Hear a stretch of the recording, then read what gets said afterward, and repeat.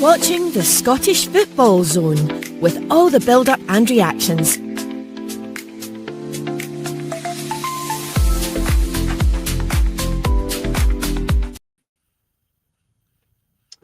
There you go. Sorry we're a bit late. We had a few technical issues there. Okay, well, blame me. It's my fault. Because Ethan would blame me, but never mind. So yeah, we're here now. Final score at Ibrox tonight was Rangers 1, Club Brugge 3, and we didn't expect a game like that, Ethan. No, we definitely didn't. And to think that the tie was very much looking like over after 20 minutes at Ibrox is really worrying and really disappointing for Rangers. You obviously seen that a lot of the fans had enough by that point, and rightfully so, because it was just terrible. A terrible start to the game. 3 awful goals to concede.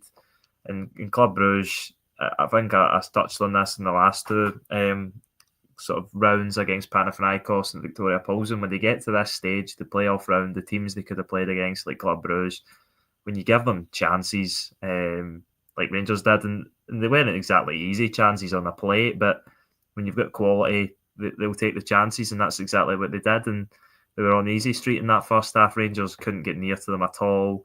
They didn't look like scoring at all, Rangers, and it was really worrying. The second half, Rangers are a lot better, and I'll give their fans at least some confidence that they can go over to Bruges and maybe turn it round. But I think they've left themselves too much to do with how they started that opening 20 minutes, and it's disappointing because of a 180-minute tie. 20 minutes has pretty much killed Rangers' hopes of Champions League football, and they'll be really disappointed because the goals they gave up were really cheap. Yeah, I mean, very, very, very cheap, especially the first goal. I mean, take nothing away from Club Brugge. The first goal, the guy finished it well, but what was the defence up to? Yeah, I really don't know. Christos Cholas kind of just clears the ball up the pitch looking for Romeo Vermont to sort of run onto it, but Nasser Dajiga has the ball and should deal with it. I think Alan McGregor pointed out at half-time, and I seen that because I was wondering why he thought that Jack Butland was coming for the ball, but you see the last kind of look Nasser Dajiga takes at his goalkeeper. He sees that Jack Butland's took that step as if he's going to come out and claim the ball. Obviously, Jack Butland decides better for Nasser Dajiga to take control. They both kind of, Nasser Dajiga doesn't look back. He thinks Butland's coming for the ball. He's obviously not. And Romeo Vermont just steps through, and as you said, you take nothing away from the finish because although it looks easy, it's still not an easy finish, and that's what you get. You've seen quite early on in the match, 3 minutes in, that when you play against Champions League quality opposition, when you give them chances like that, they'll punish you, and that's what they did. And yeah, really, really poor goal for Rangers, and just miscommunication from Nasser Dajiga and Jack Butland. I think Nasser Dajiga probably takes more of the blame, but yeah, really disappointing, and that just set the tone really for the start of the game at Ibrox. I think my point is valid when I said to you and Graham and Reagan before the game that making too many changes might work for Russell Martin, or it might come back to bite him. And I basically said on the show that we'll come back at 10 o'clock saying, yeah, Russell Martin's like, I'm adjusting. Rangers won the game. Oils actually be the opposite, and sadly it was the opposite tonight, because I mean, if you make too many changes, especially to the back line, you're always risking that kind of like trouble. You might get away with it against Arrow in the League Cup, but not in a big European game, especially to get into the Champions League. Yeah, exactly that. And there was a lot of uncertainties in that Rangers starting 11, and it planned out that way after the opening 20 minutes, as we said. They just didn't click at all when Club Brugge were just better in every aspect. They were chasing it down more, they were pressing better, they were keeping the ball better. I mean, Rangers couldn't even lay a glove on them in the first half. There wasn't any point where a Club Brugge defender or Rafael Onyedika, the sitting midfielder who dropped into the back line, were under any pressure at all. They just kind of went about their business and played through Rangers very easily, and Yeah, they didn't, and Club Brugge didn't really have to break out a second gear, and that's disappointing because when you're playing against a top European team, you want to make it difficult for them. You want to have to make them work for their lead, and you would especially want them to work for a 3-0 lead at half time, and that's something that Rangers fans haven't seen a lot of in Europe at Ibrox or anywhere in general. It's really disappointing to go in half time 3-0 down, and this isn't Club Brugge, as we mentioned, a top European side, but this isn't like a Paris Saint-Germain or a Barcelona or a Real Madrid. This is what Rangers need to sort of the level they need to get to if they want to get into the Champions League and compete in it. And yeah, 3 really cheap goals against a team that you should be making score really good goals, and some of the goals were good, but from Rangers' point of view, really poor to concede. Yeah, I mean, if I bring Graham's point up here, he says that the first 20 minutes, I couldn't believe what I was watching. I bet you, if you ask any of the Ranger fans, they would be asking the same questions as well. He said defensively, absolute awful. Think Rangers were lucky. Brugge took Switchkov after the third goal. And I mean, don't forget, that it could have been 4-0 at half time or even 5-0 because they had a few half chances in front of goal. Yeah, they definitely did, and they were just cutting through Rangers like a hot knife through butter. It was just too easy, and the second goal is really bad as well. After the first goal, you can't make another goal up that's worse than that, but the second one almost was. They have every corner as well. I noticed that Club Brugge would have a 4v3 from the corner, and every time Rangers knew it was coming, but they just kept working it around the box. Club Brugge under no pressure whatsoever. This one, they just swung it into the box, and one of the central defenders, surely one of the players you would mark, and I know Russell Martin takes up a mix between a zonal and man-to-man approach on corners, which I think Alan McGregor and Scott Arfield were questioning at half-time, because how the central defender's allowed to pop up in the middle of the box, able to just help the ball towards goal pretty easily under no pressure is crazy. And Rangers got what they deserved again there. A good ball in from Cholish from the corner, and Johnny Spielers finishes well for a defender. I think it takes a wee nick off John Souttar to help it past Butland, but at that point, I think the Rangers fans must have been devastated and just frustrated with what they were seeing, because they know that this squad, although a lot of new players in it, is capable of so much better, and we've seen that in the second half. So it's just 2 terrible goals in the first 10 minutes, and then I don't, maybe people won't talk about the third one as much, but because it's a brilliant strike from Brandon Mekala, the central defender of all people, who's up there pressing on the edge of Rangers' box, and that shows that with Club Brugge, their intensity just to press Rangers and make it difficult for them, even when they're 2-0 up and get a really nice lead in a difficult way away from home. They're still smelling blood and trying to go for the killer goal, and they get it. And you see when it drops for them, all the Rangers players kind of just stand and watch. None of them are trying to make an attempt to even close him down. I know he's in a bit of space to get a strike away, and Jack Butland probably has no chance. It's probably a goal regardless, but I think the reaction of the Rangers players when it dropped to Mekala showed a lot of what we'd seen in the first half. And then, as you said, they had a chance. I think it was Romeo Vermont again who could have made it 4-0, but he kind of mishit it.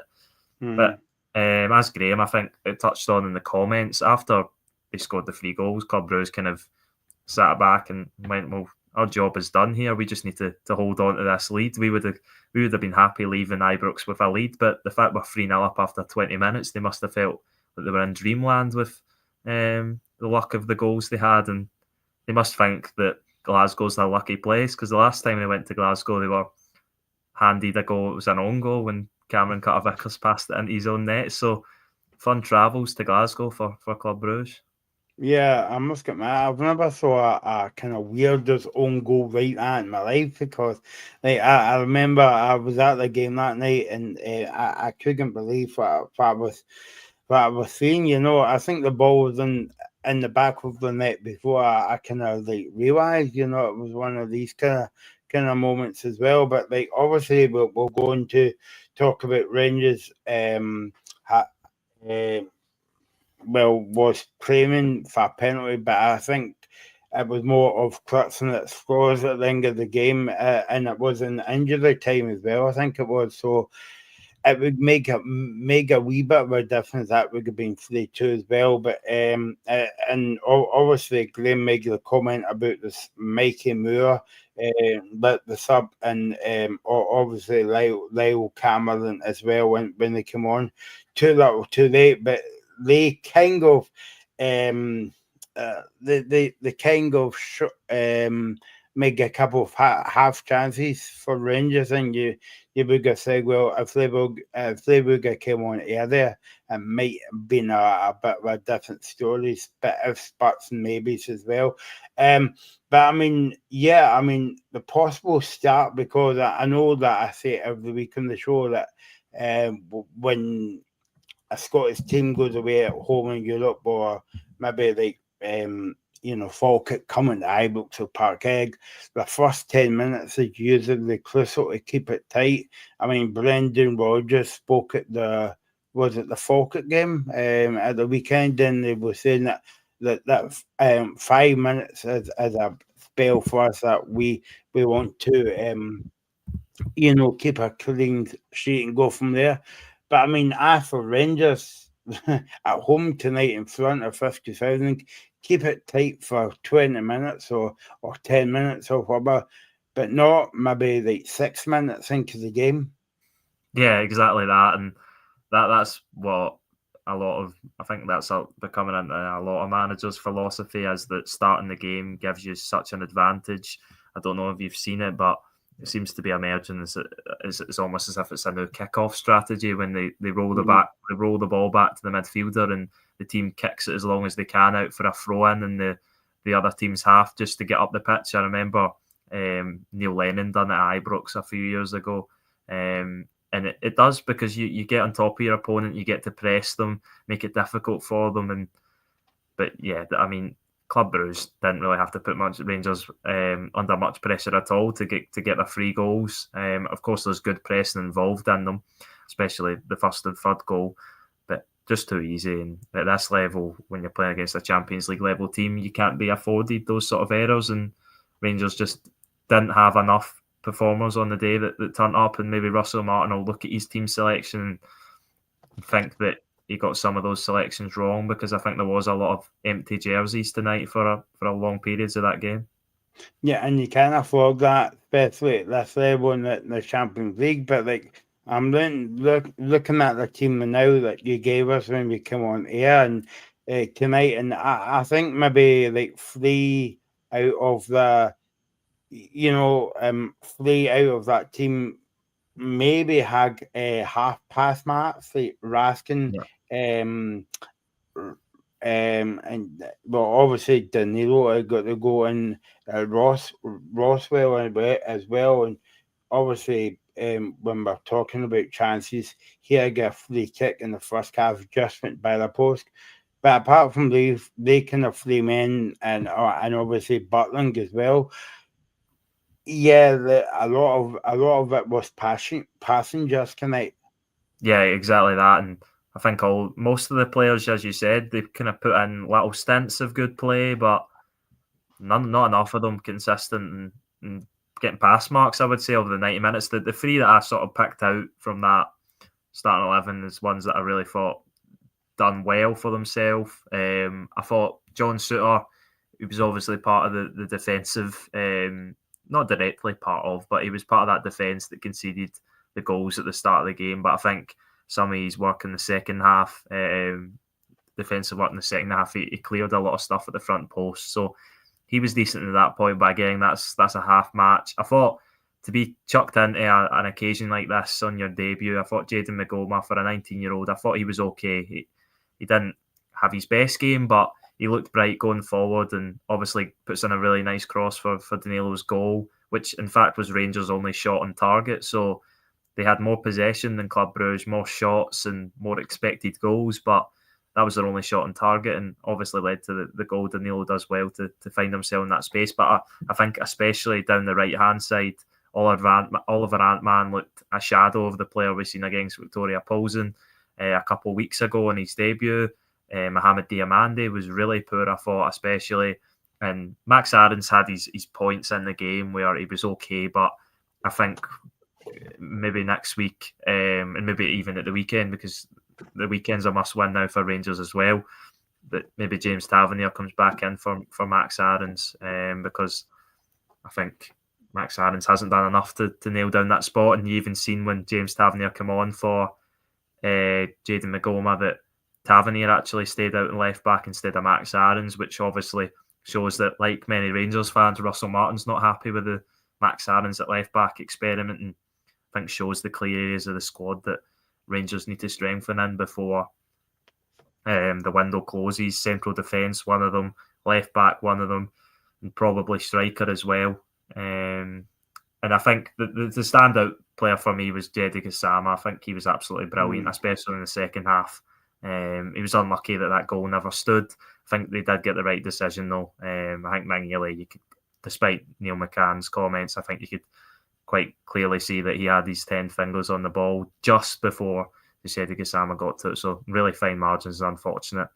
But no, he was a handful in that second half, and Club Brugge couldn't get near to him. And I imagine the Rangers fans were sort of saying, give the ball to Gassama every opportunity, because he just looked like he was going to make something happen. And yeah, it just didn't happen on the other side of the pitch with Ant-Man. So yeah, not enough performances tonight from Rangers, but they can take confidence from the second half because they were probably the better team. Although you've got to caveat that with the fact that Club Brugge are 3-0 up and are quite happy to sit in probably and soak up pressure. And even a 3-1 result, you've seen them at the end of the game, they'll be delighted with that to take back to Belgium next week, and they don't have to play at the weekend. They've postponed their match, so they've got the luxury that Rangers don't. So Blues are sitting in a really good position, and it's really hard to look past them, maybe even winning again next week. So massive task for Rangers now. But yeah, I think the second half performance does Russell Martin a lot of favours, because if it was the same as the first half and they didn't score or didn't create much, there probably would have been a lot more boos around the stadium full time. There was still, of course, boos. And I couldn't tell if it was because there was not as many people in the stadium, but the boos didn't sound as loud as they maybe have done in the last few games. So maybe a sign of improvement in the second half for Rangers. Leo, thanks for watching on YouTube. We said Martin out, but Martin gone by the 1st of September. And look, I know that you might be seeing that tongue in cheek and whatever, but obviously we've got to talk about that point, and I think it was you or Graham that made the point on the show, pre-show about whatever happens tonight, it will be too early to judge Russell Martin's tenure as well. But as I always come back to Ethan, that Rangers, even though the game was basically over by half time, kind of thing. And I mean, in football terms, you would say that Rangers won that second half, even though they get beat. But it's because I kind of like football terms. Sometimes people use this, but I mean, it's a serious point because under Russell Martin, I don't think Rangers fans, apart from Panathinaikos, have saw the team playing well for like 90 minutes. It's always been bit parts performance, and obviously tonight it wasn't even bit parts. It was just it wasn't just parts. It was terrible. Yeah, and that's a thing that I think the only good performance was that Poulsen won first leg. I think it was where they won 3-0 at Ibrox. Yeah, that's the only performance I think Rangers fans would be happy with. And even in that game, they naturally sort of died off towards the end when they were 3-0 up, as you naturally do. And I think you could even accredit the fact that Club Brugge done that tonight, and maybe that was why Rangers got a route back into the game. I'm not taking anything away from them, but it's only natural that teams, when they go 3-0 up, are quite happy to sit on that. And yeah, we'll have to see what happens next week, because I imagine Club Brugge will be the manager will want them to take no chances and go for the kill next week in Bruges.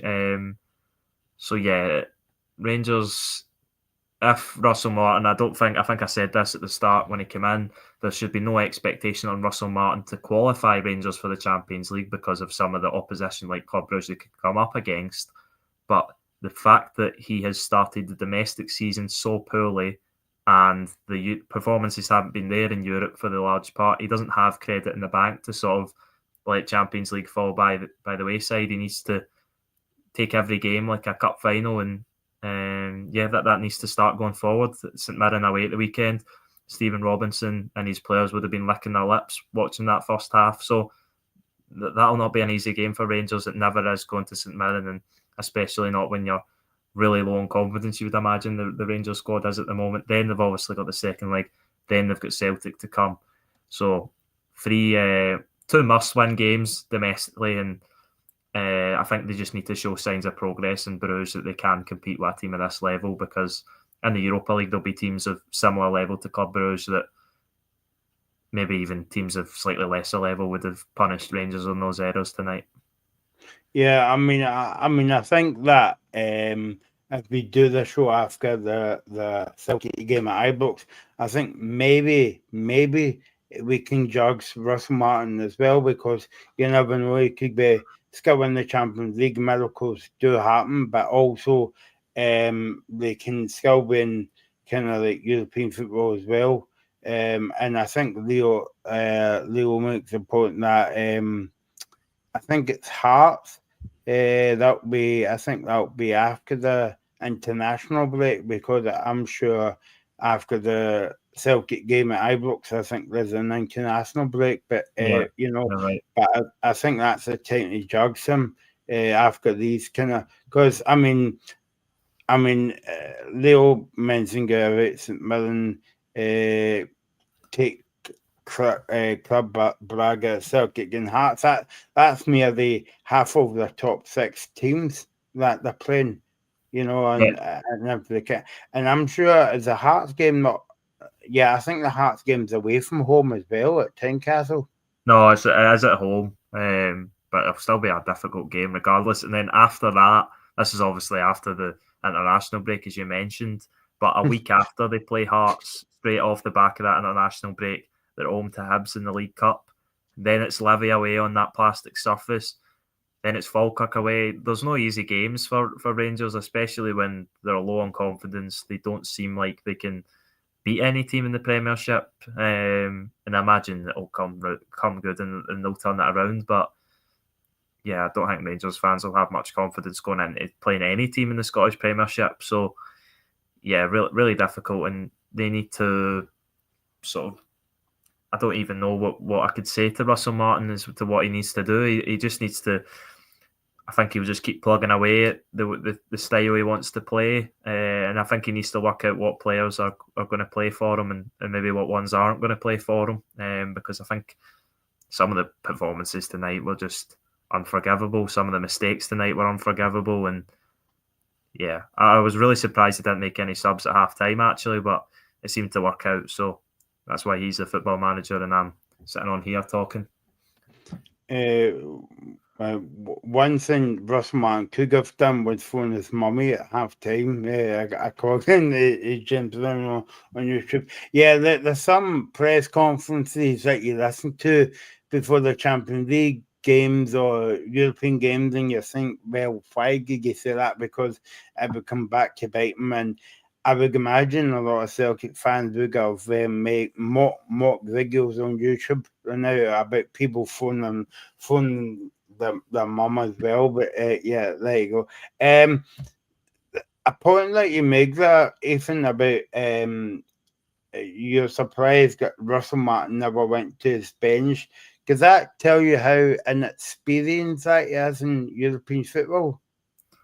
I think it's possibly inexperienced, and I think he's possibly, maybe I'm looking into this too much, tell me if I am, but I think he's looking at that squad and thinking, what players can I trust? Because time and time again, some of them have turned in subpar performances, and ultimately he's trying to get his instructions across to the players. And no matter what style of play you think Russell Martin's trying to play, whether it's the right style of play, whether it's the wrong style of play, you can't, I don't think, attribute any of the opening, at least 2 goals, 2 of the 3 goals, maybe the corner, Rangers, maybe that's the way that he set the team up for corners. So maybe he needs to take responsibility with that. But the first goal, that's nothing to do with Russell Martin. That's just the players not playing football properly, not trying to, I don't know, not concentrating. I don't know what you could put that down to, but it's certainly got nothing to do with Russell Martin. And the third goal, same again. I just think it's poor by the players, and obviously it falls on Russell Martin because he's the manager. He's the one that's responsible for getting the best out of the players, and he hasn't done so far. And definitely some of the results have been down to him, but he'll be looking at that squad and going, right, well, he's made the mistake in this game, and he's made the mistake in this game. Do I trust him to go and play against St Mirren away at the weekend when I need a win? Do I trust him to go over to Bruges, where we struggled at home against Bruges and they're a really top team that will punish us if we make errors? Do I trust him to play in a derby for me? He's got all those questions, and I honestly don't think he knows his best 11 either, and that's always a problem. He doesn't know what players he can trust. He doesn't know what players are the best at playing his system. He doesn't know how many of the players in his squad are capable of playing the system he wants to play. So, yeah, I think he's got a lot of stuff to work out, and I think he'll get the time. As I've said, I think the 49ers consortium will be there to support him and back him through what's going to be a pretty turbulent time, you'd imagine, if the results don't get any better from the fans, and there'll be some ugly scenes and some toxic scenes at Ibrox if the results don't change. But yeah, he needs to work out who's in his corner and what players he can trust to play for him. There you go. But one happy St Mirren fan, because obviously Stephen Robertson signed the deal last weekend, and we couldn't get Robbie off this season. He was on the season all weekend, but he'll be dancing on the season. Get that one? Yeah. On Sunday, if they beat Rangers at home, it basically said, I'm not going to be overconfident, but I'm more confident than I have been for a wee while going into playing them on Sunday. Yes, they won't make it. They won't make mistakes like that, but the confidence, you know, and I think as well that confidence is a big thing in football. We use that kind of a lot, and I know that we'll go on to speak about the St Mirren game more on the show on Friday. But yeah, so Robbie's confident about that. And I suppose that you could say that for any team coming up against Rangers. Maybe like Brendan Rodgers would be watching that, because he's only, 2 games away now from going to Ibrox as well. Yeah, and that's the thing. I think I sort of made a point similar, that I think St Mirren will obviously be confident. They've started the season, maybe not got the most points they would want in the league, but they've started the season. The performances have been good. They're now a top 6 club. Last 3 seasons, they're a top 6 club in the Scottish Premiership. They'll be confident that they can turn Rangers over on their own patch. They'll be very confident, actually. And I think a lot of teams in the Premiership would be confident going to play against Rangers, because you've seen Dundee, who on paper look the worst team in the league, go and get a result. You've seen, I think, even like the likes of Alloa, who are a League One team at the weekend, would have been going, well, we've got a chance here. Why don't we have a chance? We've started the season really well. Rangers have started the season really poor. Why can't we cause some problems? And obviously they did. So that's massive. And the Rangers players, as Robbie said, their confidence will be an all-time low. They're not confident in what their manager's asking them to do. So yeah, the mistakes are a byproduct of them not being fully believing, and I'm not saying they're not choosing to believe in what the manager's telling them to do, but until you're fully confident in what the manager's telling you to do, then you're not going to be you're going to make mistakes in it. And obviously he'll hope that the mistakes slowly crop out of his team's game, but it's not looking like it so far, and they're going to have to weather a storm, because it's a really tough run of fixtures they've got, and Russell Martin doesn't have any credit in the bank at all to drop any points or lose any of them heavily. And I know that Robbie was saying about St Mirren as well, and like if the game was at Ibrox at the weekend, you would maybe not give. Well, last season, if the game was at Ibrox, you would probably say, yeah, Rangers are going to win it comfortably. But and usually you say Ibrox is a bit of a fortress, but it's not been a fortress for a couple of seasons now, and that could be worrying for any kind of like Ranger fans. I mean, we saw on we spoke about it on the show on Friday when Alloa came to town. We were like that. Well, Rangers are going to be a comfortable one. Good performance, but again, it was anything but.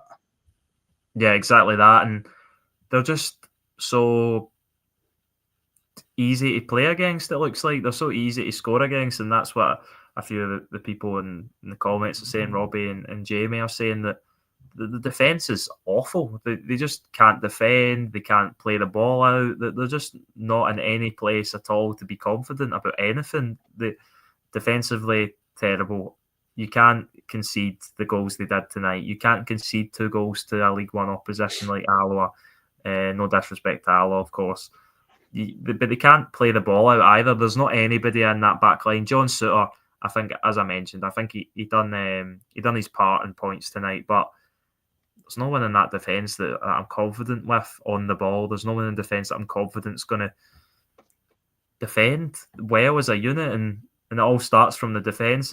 If you can have the best players, the best attackers in the world, but if you can't defend from the back to the front, then you've got no chance. And yeah, that's Rangers need to sort out first, because defensively, I like this stat. A lot of people don't.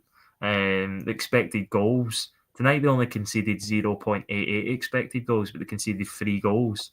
Last week against Pilsen, they conceded 2 goals, but they conceded 3.22 expected goals. So tonight wasn't even one of their worst for giving up clear-cut chances, but they still conceded 3 goals, which shows that I think defensively that they're just terrible at the moment, and the stats have been replayed about the 100 shots in however many games, and Rangers have won 3 of their opening 8 competitive matches to start a season. That is never a run that should be associated with Rangers, and yeah, I think Russell Martin's got a lot of work to do to find out how he can sort that out.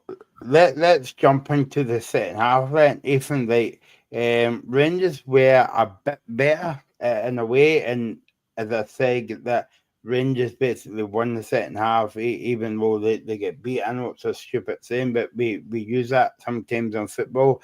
Danilo scores a goal, and you're thinking, well, okay, here they go. Can they go on and get that second goal, and can they put pressure on Club Brugge for the last half an hour? It didn't happen.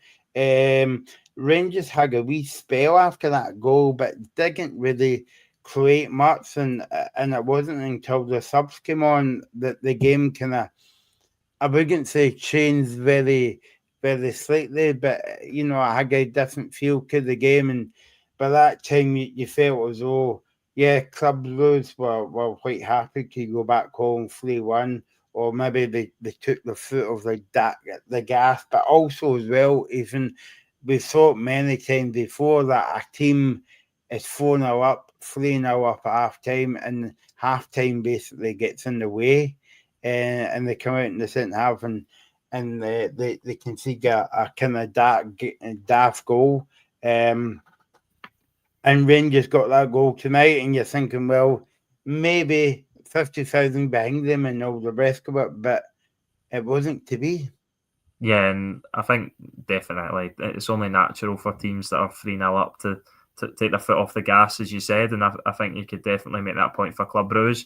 Although Rangers got that early goal in the second half, well worked. Jaden Magoma, a really good cross, and Danilo in the right place to get his first goal, and I think it was 27 games, I think I want to say they said on the commentary. But yeah, Rangers are going to have periods. Club Brugge would have been aware that Rangers are going to have periods of the game where they're on top and they're causing problems. But Club Brugge, there wasn't any point in the game where you thought, oh, Club Brugge are really under the caution and Rangers are going to get another goal. Rangers were on top of the game, but I think Club Brugge were quite comfortable and quite happy to sit on that 3-1 lead as they'll back themselves to go and win in Belgium. And off tonight's evidence, you would have to say that they're massive favourites to do so. Okay, let's talk about the incident Graham was kind of like alluding to as well. Yeah, to be honest, I didn't see I need to have a look at it again and skill because it was very hard to see, even bit like, or maybe I need glasses, I'm not sure, but like I didn't see any handball in that second goal for Rangers. But you said that he had like 10 fingers on the ball. Yeah, I am not sure on the rules. To be quite honest, I think I think they might have been complaining about handball. That's what they said on the commentary. But obviously, the goal was disallowed because of Simon Mignolet had 10 fingers on the ball. I don't know whether 10 fingers on the ball. I've looked it up here, and it says no, having 10 fingers on the ball doesn't automatically make it the goalkeeper's. The goalkeeper is considered to be in control of the ball when it is held with their hands between their hands and any surface. Okay, well, I think the surface is the pitch. So I think the referee got the right decision when he went to VAR there. And you've seen that he was quite quick with it. He sort of looked, he had one glance at it and went, right, okay, I've got that one wrong. And that's what VAR is for, I think. You've seen it, and it was very close because if Gassama gets his foot to the ball first, then Mignolet's not got 10 fingers on it and it's a goal. But they've done that sort of Hawkeye camera, I think it is, the one from above, and you see that Simon Mignolet gets his 10 fingers on it on the floor just before Desiree Gassama gets his foot to the ball and pokes it in. So I think they got that decision right, and it's very harsh on Rangers, as I think Graham said. But yeah, just the rules, and sometimes we see it with a handball. You don't like the rules, as a lot of people don't, and sometimes they just go against you. And if it's written down on the referee's handbook, you can't really complain about it, can you? So let's look at the subs. Obviously, James Cavalier come on, and Mikey Moore come on. Looks quite decent again. Okay, it was hard to tell because the game was basically over when they came on as well. But I think he would start the game on Sunday against St Mirren away from home. Yeah, quite possibly. I think Oliver Antman had a really poor evening, and I'm one who's I really liked Rangers making that signing. I thought it was a good signing from Go Ahead Eagles, and he obviously started his Rangers career brilliantly against Victoria Paulsen in that first leg at Ibrox.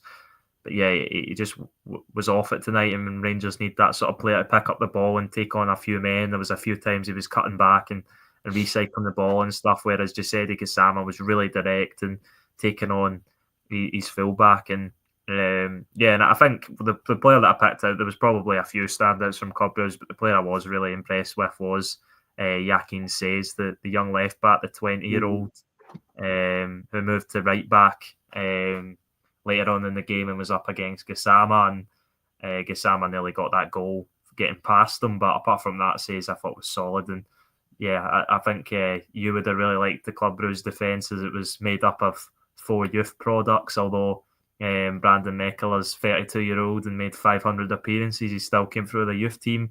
The other 3 defenders, 20-year-old. So if the saying is, if you're good enough, you're old enough, and that's what the Club Brugge defence was tonight, because they were pretty solid for the most part, and obviously 2 of them get on the score sheet as well. It's a common thing now when you watch the Rangers games. James Cavalier comes on as a sub. He must be the most frustrated player at Rangers this season and last season as well, coming on by 50 minutes to go. And also, I think he put in a good ball into the box with 10 minutes to go or something. But he must be frustrated. Think of where he was as well, scoring penalties and free kick for Rangers could coming off the bench with like 50 minutes to go. Yeah, and you've got to think he's got 3 goals already this season. He's Rangers' top scorer. And I guess Sam will have more goals than him in the Champions League as well, of course.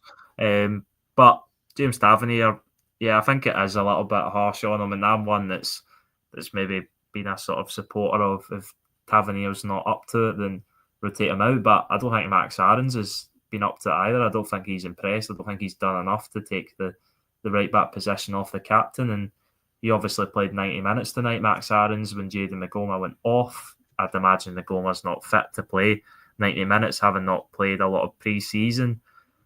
But yeah, Rangers need another left back, definitely, and I think Tavernier will be the starting right back come Sunday, I think it is. They go ahead to Paisley and possibly in the return leg on next Wednesday. Yeah.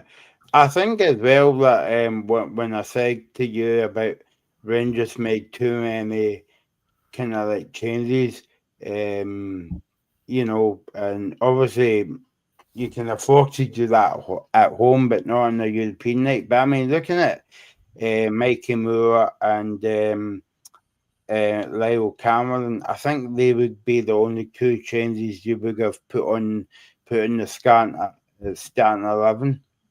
Yeah, definitely, because and you maybe couldn't have seen Oliver Antman having as poor a performance as he did, so I think he maybe deserved to start. But yeah, Mikey Moore definitely probably could have offered more, and maybe even did offer more while he was on the pitch.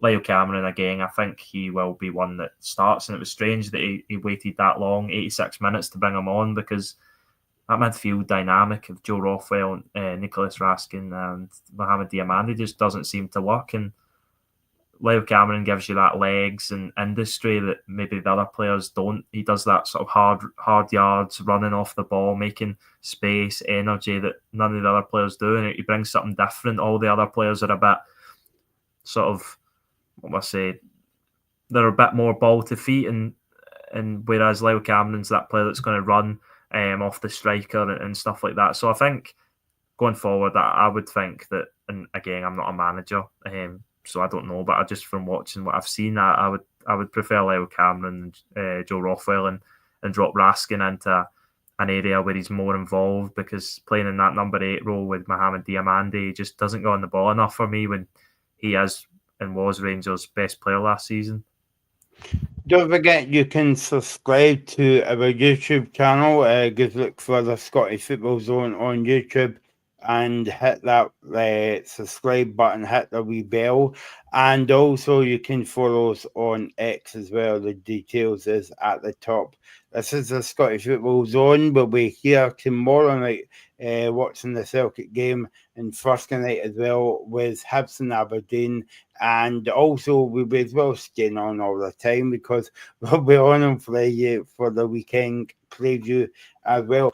Before we leave you tonight, Ethan, you'll be at Celtic Park tomorrow night for the Champions League game. So you won't be here night away from me. So that'll be good in your part. What do you think of the game tomorrow? Obviously, Brendan Rodgers' press conference was a bit. I don't know if you saw any of it. He seemed like a very frustrated man about the signings. But what do you think about the game overall? Yeah, I think the only point of concern at Celtic at the moment that the fans are happy with is the manager and the players. I think they've conducted themselves well across the first 3 games, done what's necessary, and got the 3 wins. And the off the pitch issues when it comes to recruitment, no signings, the sort of discussion around the fan migration in the stadium, which they set up on Sunday with the fences and the concourses caused a lot of disappointment, and the stadium being failed to be fixed after the storm damage. I don't know if you've seen people that sit behind the dugouts. View has been restricted by the new benches. So yeah, you've seen that before. Yeah, you were saying that before. You were saying that to us earlier on, but also as well, when you're talking about that, I saw like John Paul, the supporters, the liaison officer, putting something up on, was it X last night or something? I can't remember the comment that he made, but he says that he's going to report it back to the club. But I don't know if that's what you're talking about, Ethan, or maybe there's something else.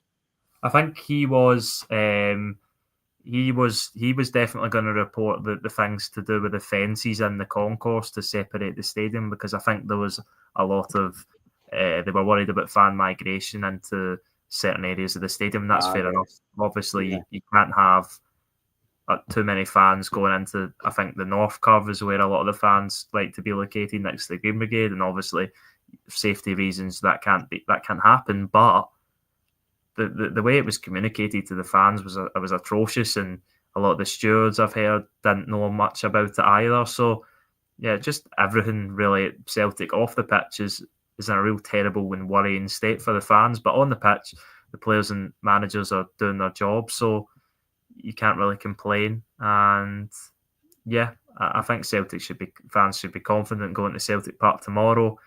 They should win pretty comfortably against Kairat Almaty. No excuses. And it would be quite frankly embarrassing if they don't go through over two legs. What kind of scoreline would you fancy taking over to Kazakhstan next Tuesday? I think 3-0. 3-0 is what I'm predicting. A good score, a good result. And yeah, Celtic to go over there and take a good scoreline so that they don't need to worry about.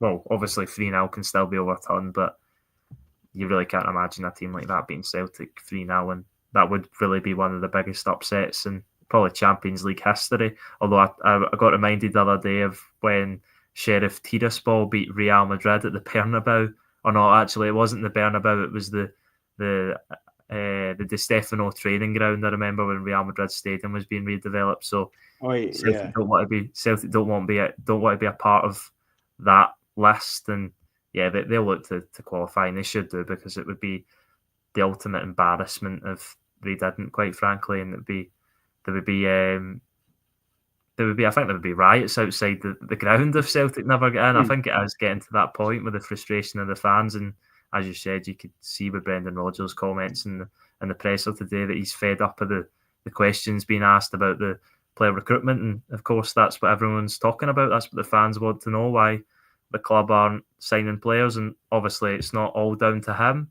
as he's kind of made out, but he shares the fans' opinions on it. yeah. No, I guess I remember that early on. I don't know if you remember this. It was the season Celtic was playing at Murrayfield for the, because Parkhead was getting used for the Commonwealth Games, and I think Celtic broke world record because that season I can't remember who Celtic were playing, but they went out in the Champions League. However, it appeared the next year that that team fielded an unedible player. Yeah, I However, remember. Celtic came back in and they get beat. Yes. So I think Celtic done a bit of the hokey cokey that season as well, but let's hope it's not the hokey cokey tomorrow night and next Tuesday night as well. But yeah, I mean, obviously, I don't know what the timetable is for Celtic in terms of, do they leave on Monday or do they leave on Sunday? Because obviously it's a long flight and it's next Tuesday as well. You know, it's an early kickoff. I think it's 6:15 our time. Yeah, I've got to imagine that they will be leaving on Sunday. I would guess they leave on Sunday. They play on Saturday, obviously, against Livingston, because they chose not to postpone that game at Celtic Park. Brendan Rodgers, after the weekend's or Friday night's victory over Falkirk, I think he'll be quite confident that he can rotate that team again without many problems, because Celtic handled Falkirk pretty well, and that's no disrespect to Livingston, but Celtic's second string team should be able to beat Livingston. at home, and then he can rest up those players. And then on Sunday, I think Sunday maybe evening, they travel out, get there by maybe Monday during the day, maybe get a training session in, maybe not, or maybe they have the training session on the Sunday.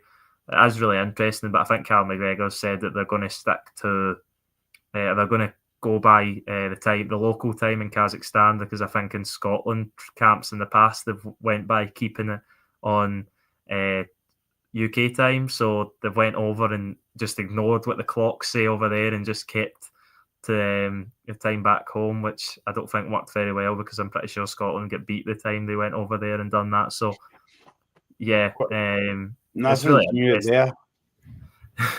no, not at all, and it is really interesting because it's such a long trip. I think it's 17 hours there and 17 hours back. So yeah, not ideal, but it is what it is. Celtic couldn't really have asked for an easier on paper draw, so they can't complain in that way, because going into it with that squad they've got just now, I think there would have been a lot of worry had they played another team, maybe a likes of Sturm Graz or FC Basel. But yeah, I think Celtic need to strengthen before if they get past Kairat Almaty before the league phase, because I don't really see them picking up little to any points in that league phase with the attacking options they've got at the minute. They're just not good enough for Champions League level. Do you think it was right for Celtic not to cancel the game? I mean, I think it is right, because if Celtic were, say, 10 games into the season, then you would say, yeah, cancel the game. But because they're just got about, 4 games into the season, and that's including one League Cup game as well, Brendan Rodgers is right, because I didn't realise that this team has played 20 games this season already. Yeah, they're really up to speed, of course. They obviously go on the sort of summer season, I think it's called, compared to us, a lot of the Scandinavian countries. I know Kazakhstan isn't Scandinavian, but a lot of the Scandinavian countries sort of go by the same season. And yeah, I think it is, you could look at it either way, but at the end of the day, you need to play the same amount of games in the season. So I think he's looking at it and thinking, okay, we're playing an extra game here, but maybe we'll have to play an extra game down the line when we're in the actual Champions League, and then you feel that Celtic are going to need to be more fresh and ready for those games, because no disrespect to Kairat Almaty, but they should be beating Kairat Almaty. There is no excuse for Celtic not to go through over 2 legs, and I think that's possibly the way Brendan Rodgers sees it.